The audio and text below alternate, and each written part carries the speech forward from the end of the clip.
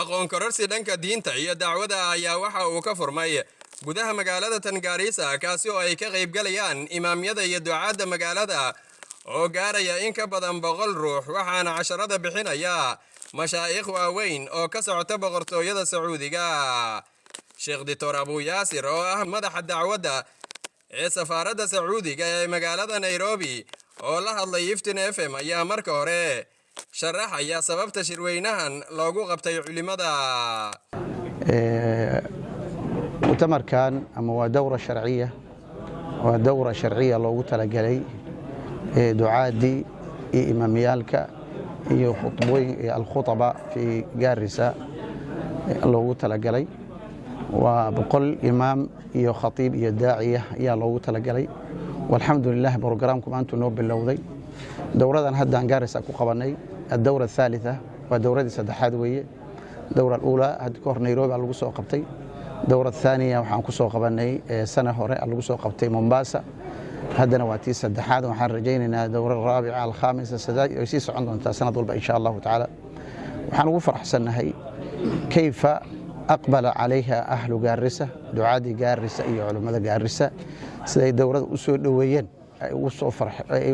وصو قبلين بان وفرح سنة هي يعني عدد كيلو وتلقى ما هي عدد كيلو النقدي زائد أي كسو قبلي أكثر من 100 مشارك بقول إيه كبدن بكسوق قبل شيء وحاكلون أضو فرحسنها يعني ما شاء الله تبارك الله اهتمام كإنسيين مدحنا كاونتي جارسة وهريو جفنرك حفظه الله تعالى وبارك فيه وفي عمره وولده ووقته وقت أيو نسيي السجي يدبتجيس دولتي سو كاملة وحاكلوا ما شاء الله دورة وقت في عن سيي كسوق قبل سنتورك عبد القادر محمد حاج يوسف وسجل لفتركيس waxaa weeye nala joogay iftitaaxi joogay waxay tusinaysaa reer Gaarisa ahaan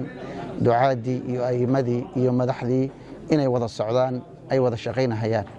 Sheekh Xuseen Ibrahim Buraale oo dhankiisa noo waramaya ayaa sharaxaya muhiimadda kulankan uu u leeyahay culimada. Bismillah alhamdulillah wa kafa wa sallallahu ala nabiyyina Muhammadin wa alihi wa sahbihi ajma'in. Ilaahi mahdi maanta waxaa ka bilowday magaalada Gaarisa mu'tamar ama shir loo qabtay culimada countiga Gaarisa culimada ku dhow 100 ku dhow ay soo xaadireen waxaa shirkaas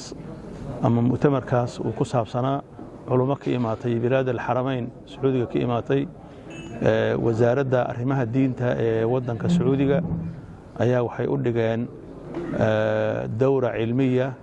أما محوها كلن علمي أو أفر بري سعنايو كلن كاس أو مانتا أو كسو قيب قلين مدحدا مقالدا كاونتي غاريسا قبناها إيو سنتها إيو كوحيغانكا قبناها إيو دولدا كاونتي داد كميد أي كسو قيب قلين أو قبناها أو فري أيا مانتا كبلاودي مقالدا غاريسا waxaa tartiibtiisa lahaa oo soo qalqaaliyay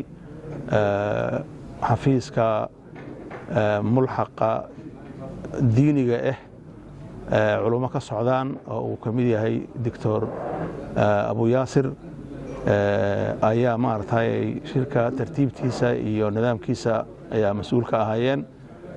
annaguna waan la kaalmeynay idaaradan ka mid ahayn waxaa markaas suurta galay in la qaybiyo هدايا تذكارية ومدحدي شركة فرطي ما أرتاي لسيي إيو كتبة لو قيبي علومدي كسو قيب قلان شركة بقولك أها كذلك تمر بأيضا ما أرتاي كمده وحياله لو قيبي شركة وهنا سعونها إلى إيو خميسة أيو سعونها إن شاء الله تعالى وأنا شركة أهري أو نوعا أو كلا أو كدعو كاونتيغان Gaarisa muddo dhow waxaan marka u mahadnaqaynaa culimadaas kor ka imaatay shirka noo qabatay iyo dadkii keenay oo xafiiskan safaaradda Sacuudiga hoos imaado religious attachee ayaan mahad u celinaynaa kadalika mahad waxaan u celinaynaa culimadii imaatay oo inay maartay ay u faa'iideeyaan culummada countigan Gaarisa inay u faa'iideeyaan waxaan kaloo u mahadnaqaynaa madaxdii countiga ee shirka ka soo qayb galeen oo ma artay ay nala joogaan qaarkood ama nala joogahayaanbo afartaa beri ee shirka uu socdo barakallahu fiikum wajazaakum allahu khayr wasalaamu calaykum waraxmatullaahi wabarakaatu. madasha ayaa waxaa sidoo kale daahfuray kuna sugnaa barasabka xukuumadda mudane nadiif jaamac aadan senatarka ismaamulka mudane cabdul maxamed yuusuf xaaji ku-xigeen cabdi dhaqane maxamed iyo mas-uuliyiin kale. cabdiqani maxamed iftin FM magaalada Gaarisa.